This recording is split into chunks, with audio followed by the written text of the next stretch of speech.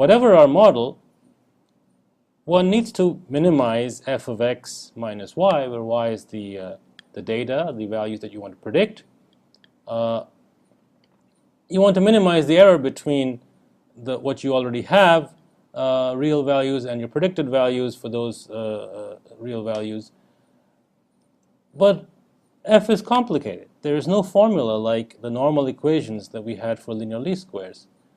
So all these methods, whether they are regression with logistic functions, support vector machines, neural networks, all learn the parameters through an iterative process. We start with some f, which is a parameterization of the function f. It may not be linear like f transpose x. It could be some other parameterization. So it could be, you could have squares, you could have exponentials, you could have all kinds of things. But you have some parameters which tell you what this function f for each choice of parameters is. And we need to refine it iteratively to find the f which minimizes the error. In the world of neural networks, the first such algorithm was called backpropagation, which has nothing to do with feedback neural networks. It's just the name of the algorithm which iteratively learns f. While in other areas which were probably more mathematically founded,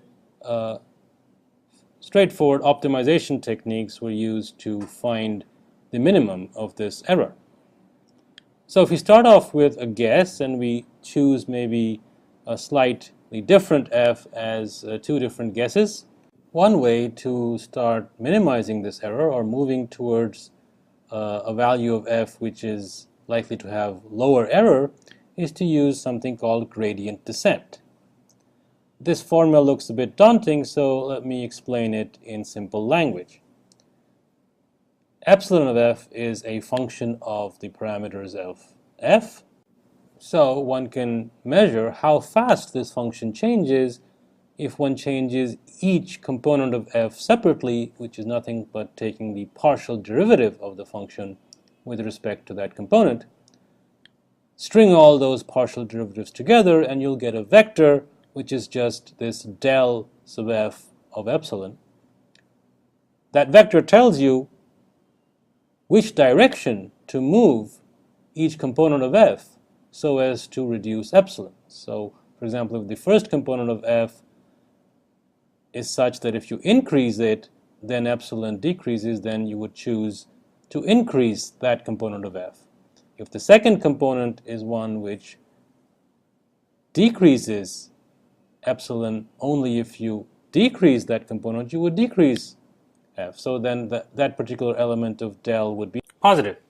So you'd get this vector del of epsilon, compute it using your old value of f of f, that means your previous iteration, start with f0 for example, and then subtract some small multiple of this derivative to your current guess to create a new guess.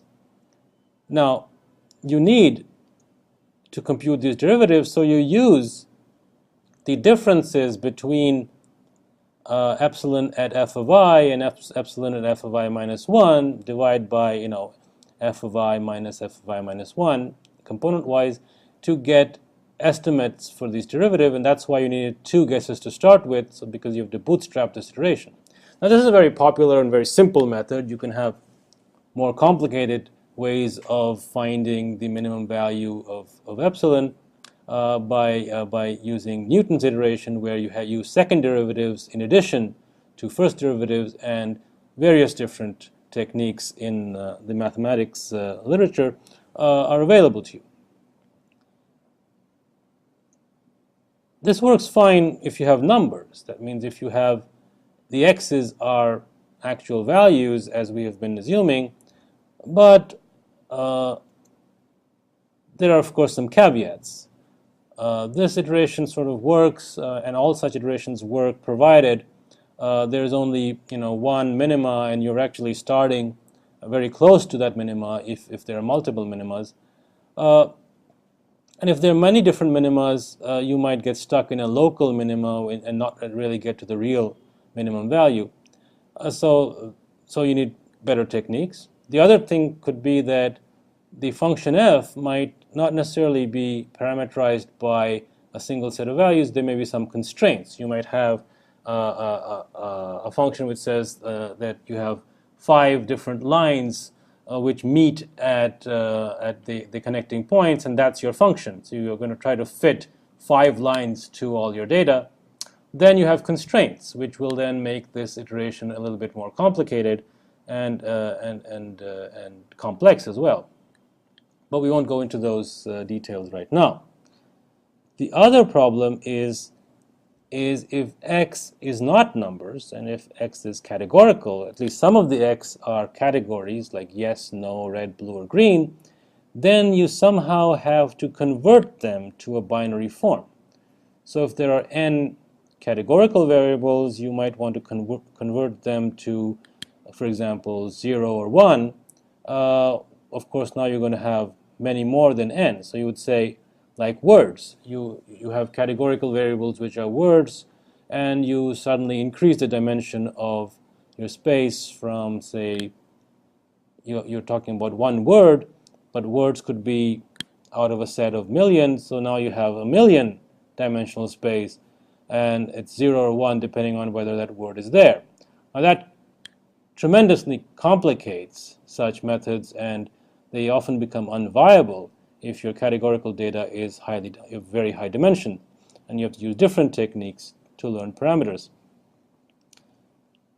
You could also convert these categorical variables to real numbers through a process of reversed fuzzification, which we won't talk about. But essentially, you think about high, low, and medium as functions which are not fixed as being high, low, or medium, but could vary as something being 50% high, 20% low, etc. And then use such fuzzy membership to convert your categorical variables into real numbers. And then once you have real numbers, you can use these techniques, or you could deal with the space of categorical data itself. And there are techniques like neighborhood search, heuristic AI search, genetic algorithms, and such techniques which don't rely on converting your parameters into real space.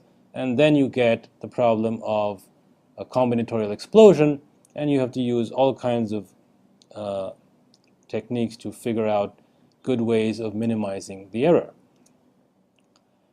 And lastly, as we have seen in previous lectures, probabilistic models can deal with probabilities of variables taking on particular categorical values, as opposed to having to convert those to numbers or deal with them directly.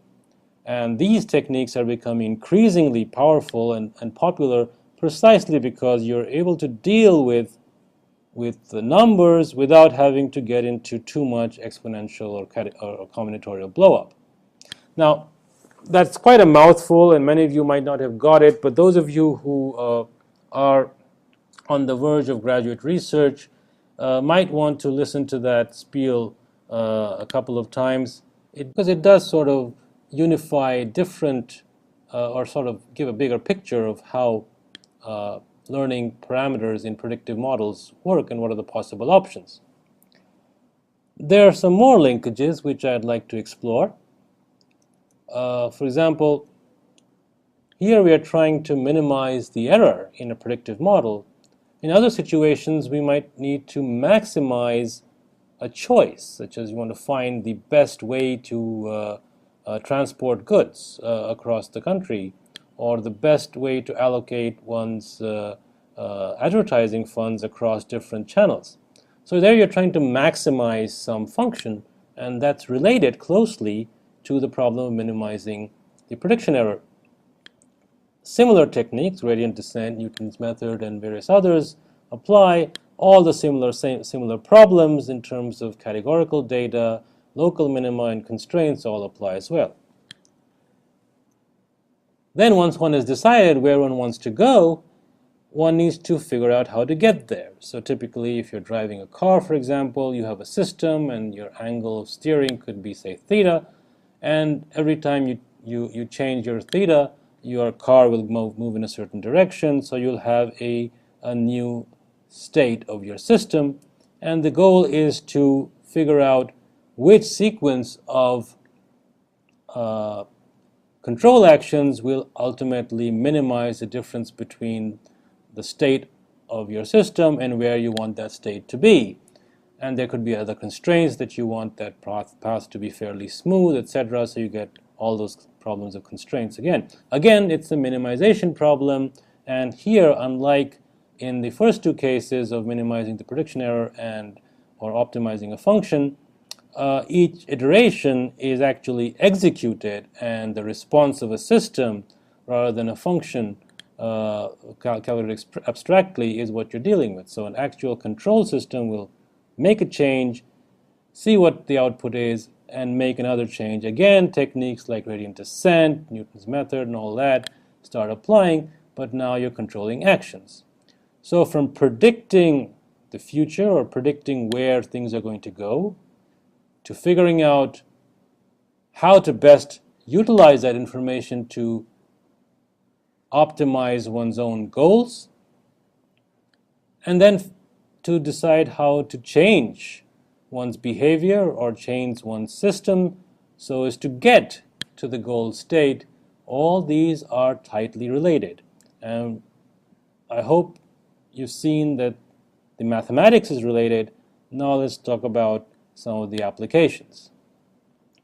Before we do that, of course, in practice, whether you're dealing with support vector machines, logistic regression, neural networks, or what have you, you won't ever really have to do these things. There are packages available that let you choose, let you apply any of these techniques without having to get into the math or get into the iteration. The important thing is, of course, trying to choose which package to use, and as soon as we do the applications, I'll try to summarize which package to use, what kind of techniques to use from my experience, and then we move on to other topics such as deep belief networks.